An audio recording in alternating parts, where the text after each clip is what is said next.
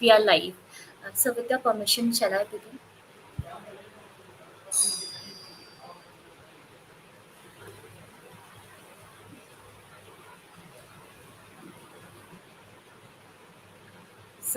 With your permission, shall I begin? Yes, yes, yes. Thank you, sir. Thank you, sir. A very warm good evening to everyone present here. I am Himani Ben, a fourth year law student, and I'll be the moderator for today's session. It is my great pleasure to welcome you all to this session on the topic Artificial Intelligence, AI, and the Judicial System in India. This session is organized by IURIS Jura. IURIS Jura is an e-learning platform for all legal learning aspirants. It gives the opportunities to all the law aspirants across India. IURIS Jura is an organization that always endeavors to offer an astonishing cordial and practical outlook with equal cooperation and participation from all. Basically, it molds the legal thought processes which modernizes the socio-economic lifestyle. In today's webinar, we'll discuss the role of artificial intelligence, or better known as AI, in the Indian judicial system. Artificial intelligence is being explored and integrated into the Indian judicial system. AI can help in streamlining processes, reducing backlog, analyzing case data, predicting outcomes, and enhancing decision making in the legal sector. However, there are different challenges to the fair and just implementation of AI in the judicial system, such as algorithm bias, ethical consideration, and maintaining human oversight. Today, we are honored to have with us Honorable Justice KG Balakrishnan, sir. I wholeheartedly welcome you to the session, sir, and we are immensely fortunate to have you with us on this forum today. Thank you, thank you. Before I invite Sir, I would like to introduce him briefly. Sir is the former Chief Justice of India and former chairperson of National Human Rights Commission India. He was the first judge from Kerala to become the CJI. His tenure lasted more than 3 years, which is one of the longest in the Supreme Court of India. He graduated from the University of Kerala with a degree in law in the year 1967. He then enrolled as an advocate in the Kerala Bar Council and practiced law for 18 long years, specializing in civil and criminal law. In 1985, Sir was appointed as the judge of the Kerala High Court.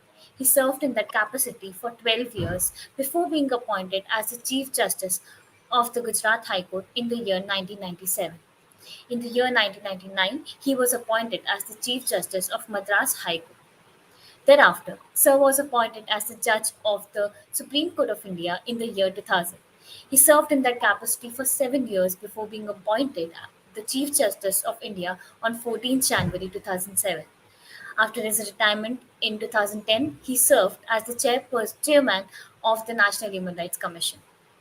Sir has delivered several landmark judgments during his tenure, dealing with a wide range of issues, including constitutional law, criminal law, and public interest litigations.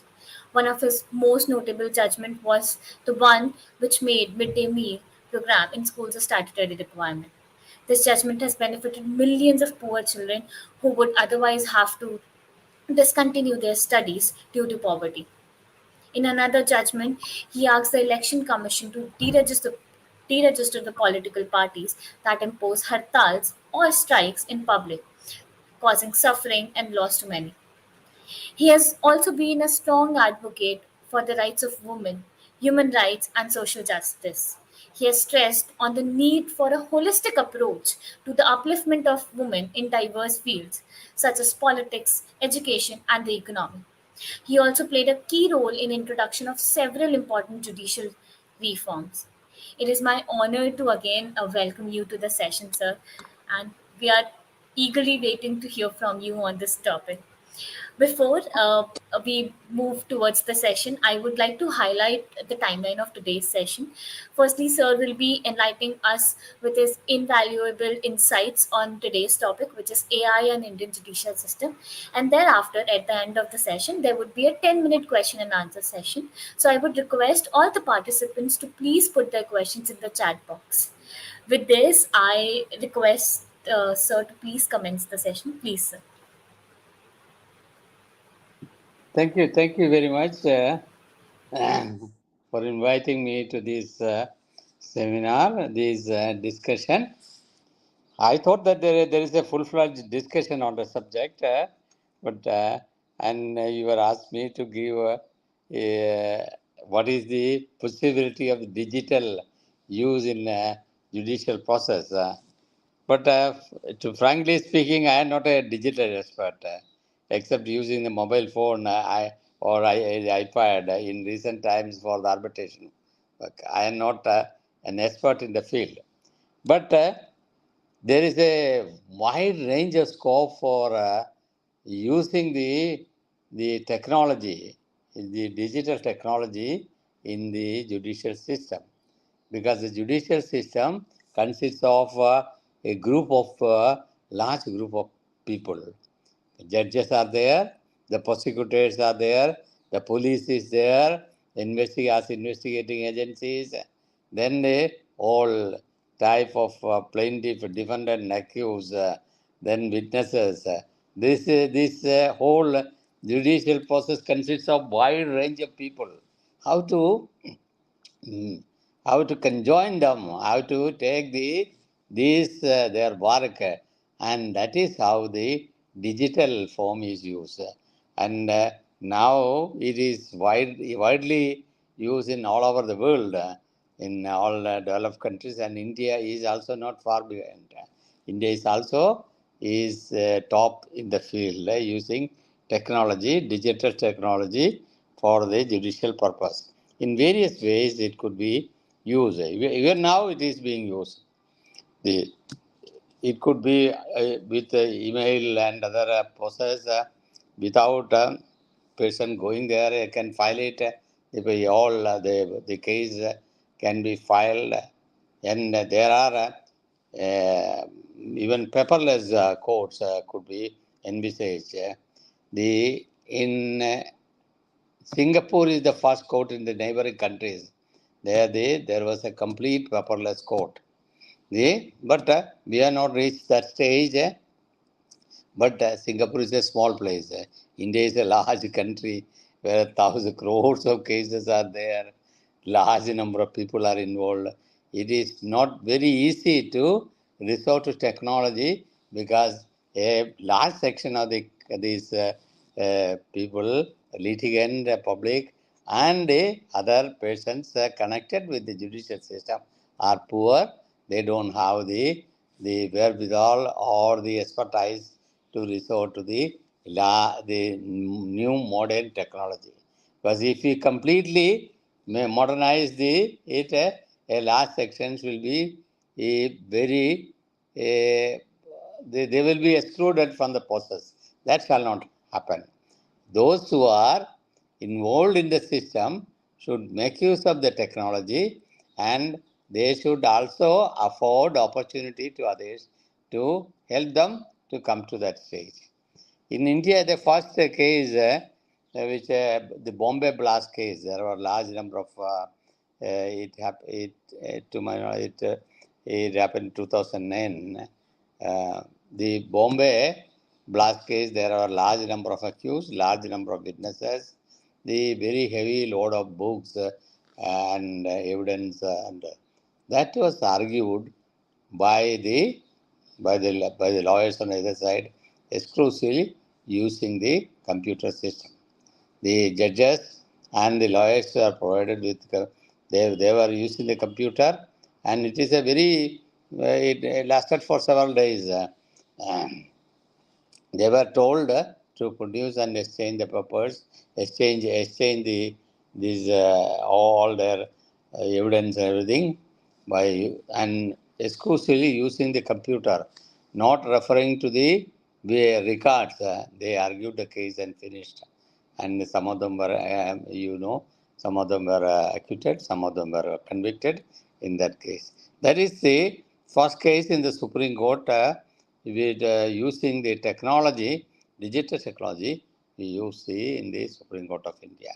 Now there may be some cases which is exclusively The large number of cases are filed in the Supreme Court, making use of these, and without filing the paper, without filing the paper itself, one can there is opportunity to file it through email, and all this could be it could be made possible, and that is one. Then the legal information, there is large number of decisions passed by the judges of various courts, high courts and Supreme Court. They are to be exchanged. One should have access to these decisions. That is made possible through this internet and email system and internet system. So the judgment passed 2 days back. We could get it on the very next day. That too, hundreds of pages. If we just when it is uploaded in the after the decision is uploaded, then within seconds you can get copy of the judgments. That is a wonderful development. We need not wait. In earlier days, if the case is there, one case is there, they will have to either resort to the page SCC 1985, SCC 1975, 89 SCC, page 1 and subject wise. Then AIR publication. AIR and SCC was the publication those days. Now, all the decisions, the moment it is delivered, the order or judgment, it could be accessed by the public through from the computer or through these email internet service. Yes, so this is one important thing. Then we can also know. Suppose we are at a far off place away from the Supreme Court. We do not know what happened to our case. We can easily know what date uh, your case is likely to come up for hearing. So you need not come and make inquiries. So the filing system, this listing system, it is fully computerized. So the cases could be when it is come, when it is likely to. All these informations are we are able to know through the listing system that is computer. The cause list. Cause list is published by the Supreme Court and all courts and high courts through then that is we the litigant have got access to the cause list.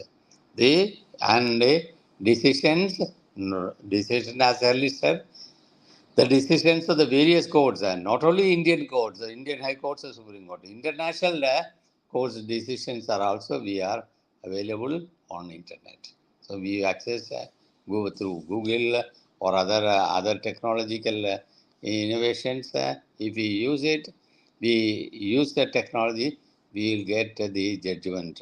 How many cases are decided, how it is decided, who are the judges who decided, how the previous decisions or all not only the cases referred to, the other decisions on the point also is within the tip of the hand.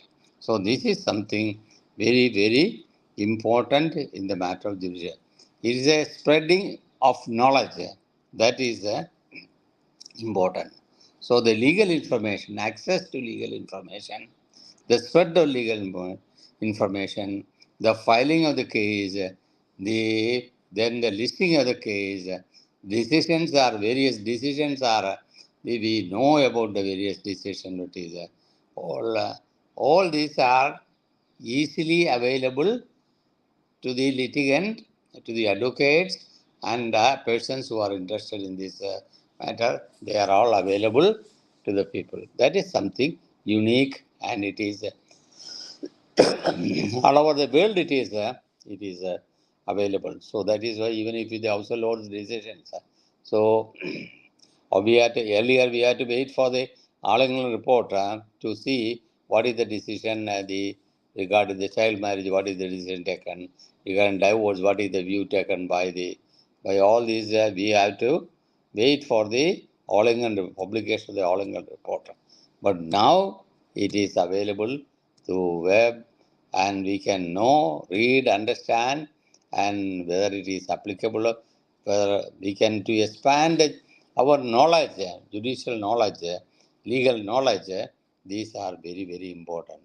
So the youngsters who join the profession, legal profession, should they normally they will be expert in the field of this computer and the all these Google and other internet connections and all. They most of them, 100%, all of them are interested.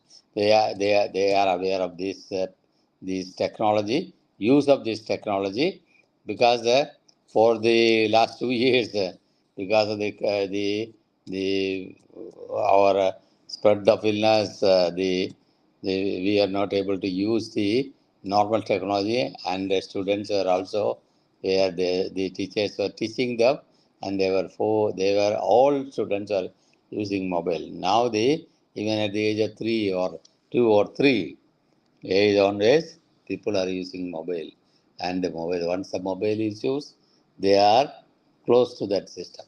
So it is in this way we have to see how the technology would improve the our system, and we should make use of this technology in the right way. It shall not be used into any system, any knowledge or any system or any innovation could be used in the wrong way also to cause harm and injury to others. That should not be. It shall not be done in that way. We have to take a positive view of the matter. We have to move in a positive line, and then only the system will improve, and we would have a better future in the and the technology is improving day by day. The technology in all field of science, we could land in moon, we could we could find a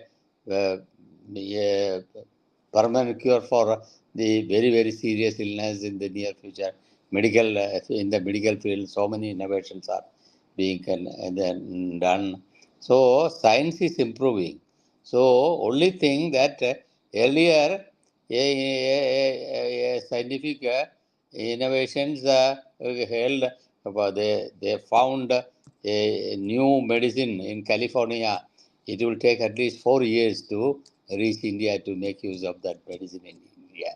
But now, within a week, the doctors of India would come to know of it, and the medicine would be available, and there is international, the sale would be international, that connection is there. So the technology, because of the improvement of the technology, the exchange of ideas, exchange of views, exchange of the not only medical and in all fields, judiciary, medical, and all fields, these are helpful to the people.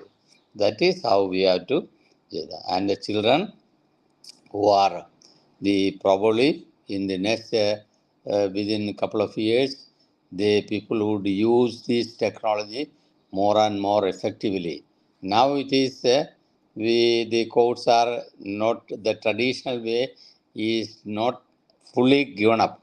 We still resort to the traditional way of filing matter, then listing and check out whether there is a defect, and defect is we go personally and check the defects, then it comes in the list, and they go and personally argue. Of course, the some cases, some of the high courts in Delhi High Court and in Supreme Court, of course, the counsel need not come in some, only on permission.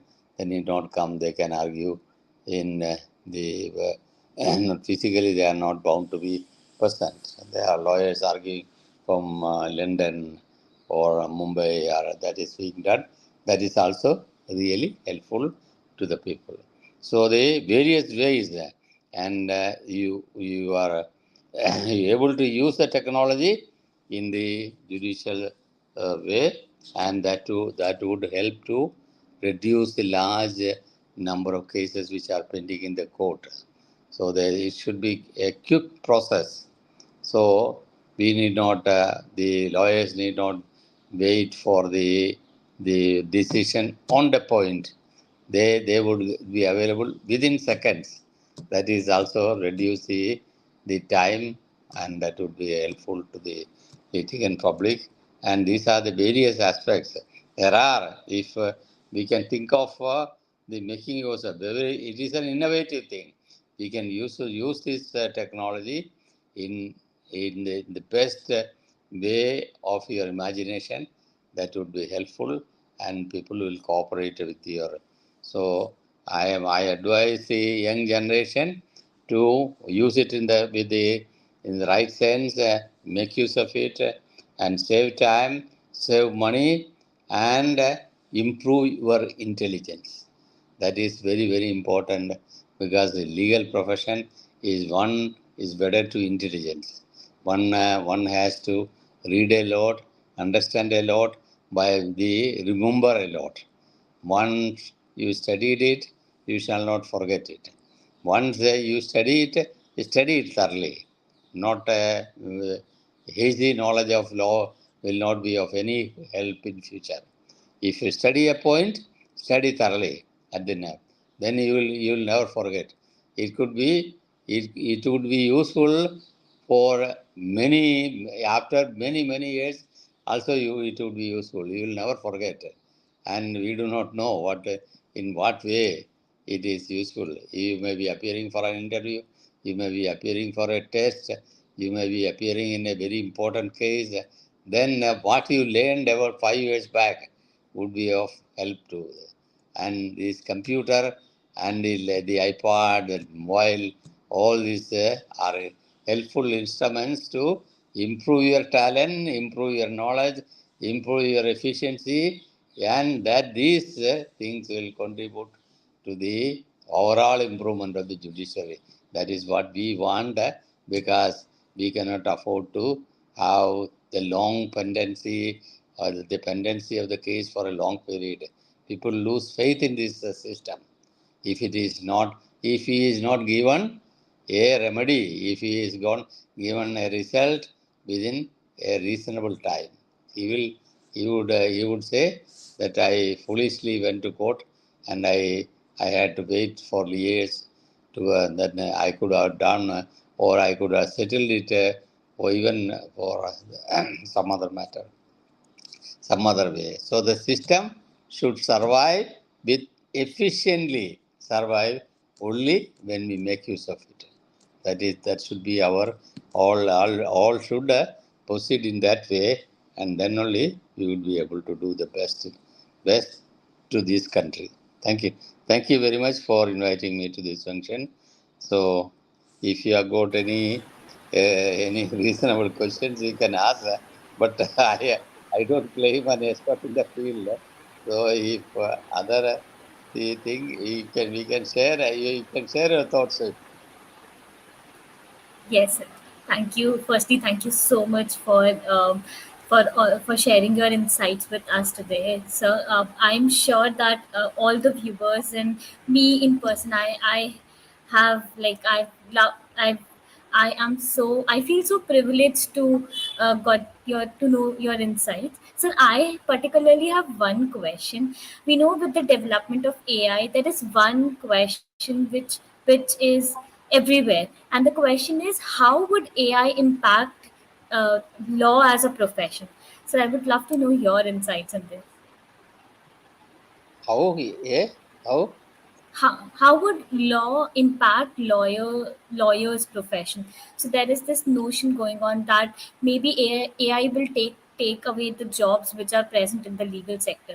So sir, I would love to know your take on it. AI means? Eh? Yes, sir. AI will. Yes, sir. So AI will. How would it impact the jobs of lawyers, or how would it impact the profession? This technology? Or? Yes, sir. No. Technology is only a method. You have to use your own intelligence. If you don't have intelligence, no use in technology. So you will have to study law, and study law thoroughly. You see with your, then only you can make use of the technology for brightening, improving your talents. That is, it will go side by side. It is not Yes, sir. not replacing anything, anyone. Okay, sir. Thank you, sir. So, if you, with your permission, maybe move towards the question and answer session.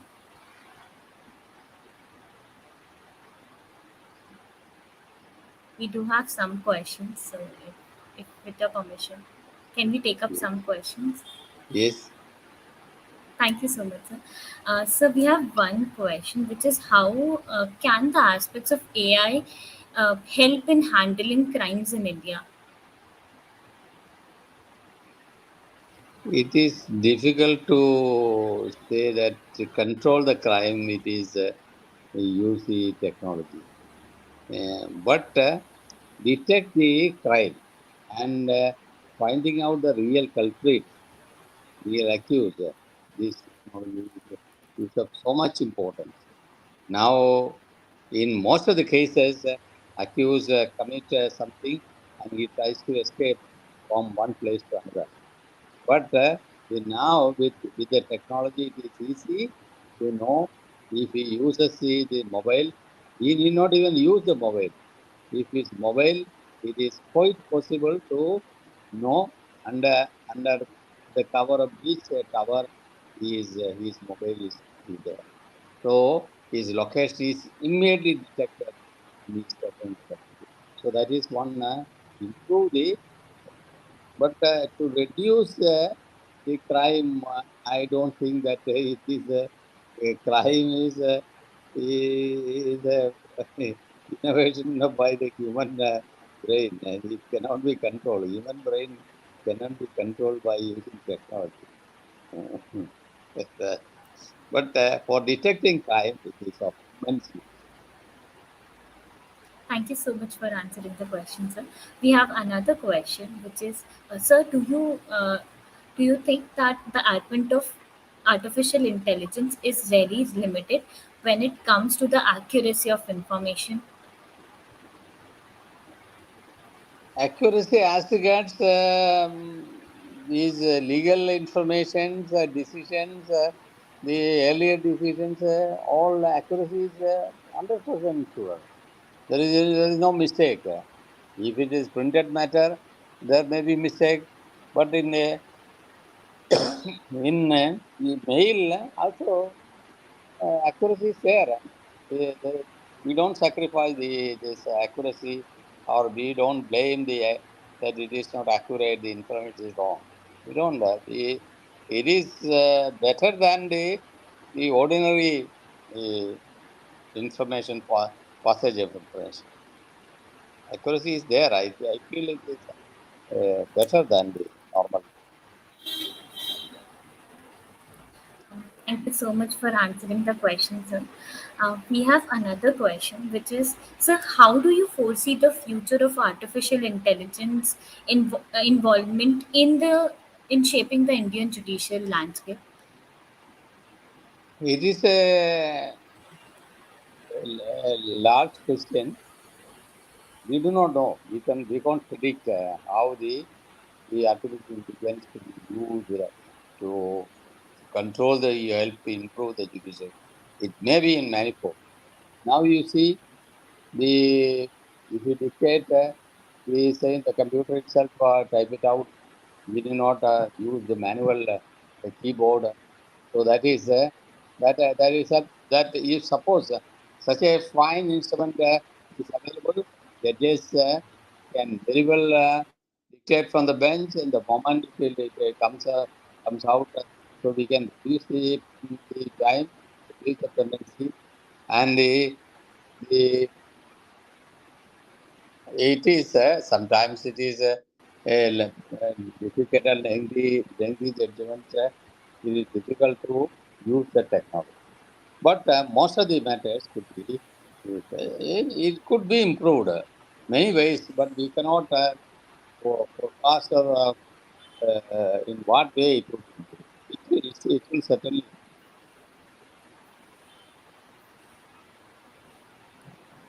Thank you so much for answering this question, sir. So we have one question from Arpita Mohapatra. She's asking, so we do not have any specific act for AI. So she wants to know, is there any scope that in future we would have a specific act for AI and or artificial intelligence? Special? So, special act to regulate artificial intelligence, the area of artificial intelligence. We don't have a regulatory body as such. We Yes. sometimes we violate ethical principles. So using these artificial intelligence, we shall not use it for anything which harms the privacy or the rights of others. It shall not be used, and we have not framed any ethical code for that. I think that that also will have to be think of when we reach a situation where there's so many people misuse it.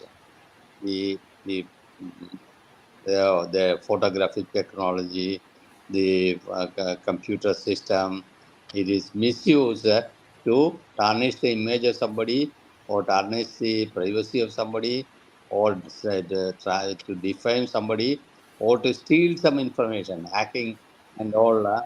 It is there. The whole computer system could be hacked and destroyed. All this is there is no, to my knowledge, there is no detailed criminal no criminal law regarding that. Used to use the ordinary criminal law for that. Ultimately, we will have to codify all these to some extent we have to for artificial intelligence. We should have a criminal system also based on this.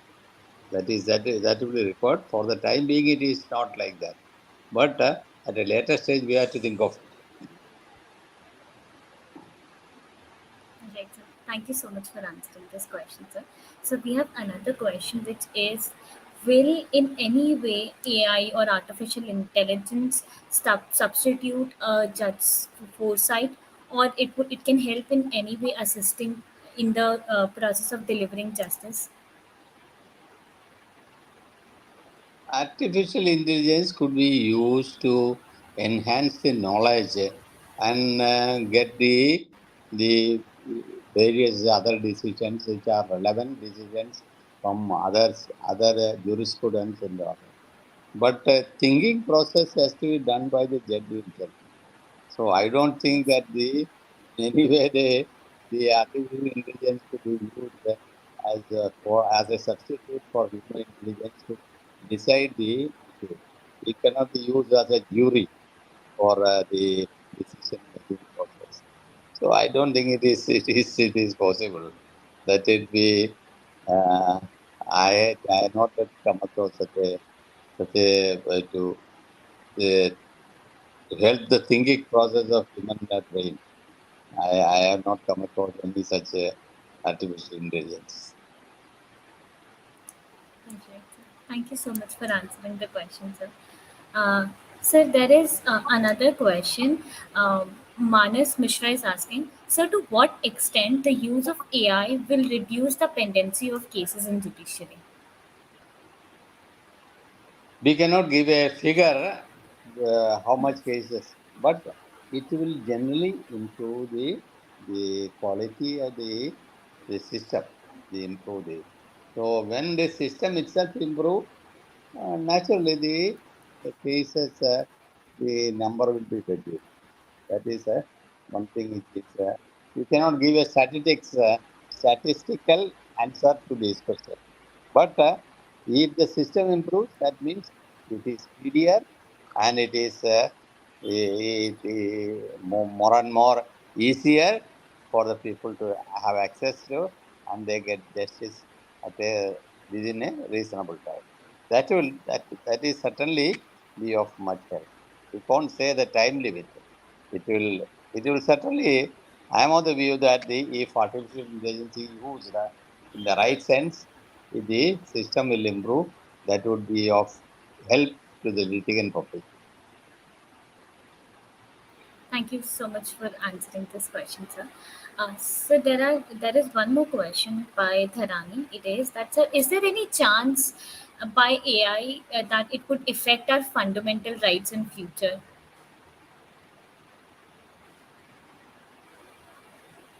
I don't think it will affect the fundamental rights of the people. The using artificial intelligence uh, shall not affect the fundamental rights of any person. Fundamental rights are our basic rights. So nobody can, by using artificial intelligence or any intelligence or any method, nobody can violate the fundamental rights. Certainly, if there is any such thing, then it would the people will have remedy under our system. That is why these artificial intelligence, the suppose the privacy is affected, and that is violation of the fundamental rights. So then there will be remedy. So that is whether it is done through artificial intelligence or not. If there is a violation of fundamental rights, that is certainly we have got a remedy under the constitution. Thank you so much for answering the question, sir. With this, we have come to an end of today's session. And thank you so much, sir, for such an insightful session. Now, I would like to proceed with vote of thanks.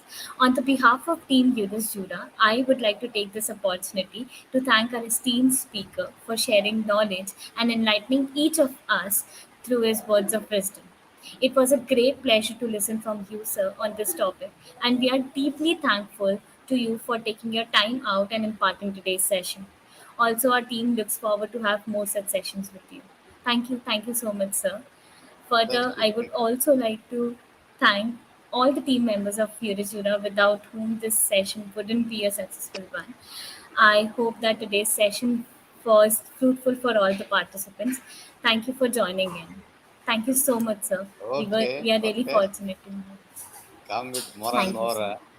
subjects. Okay, thank Sure, sir. you. Thank you so Thank much. you, sir. Thank you, sir. All the participants can leave the session. Thank you for joining in.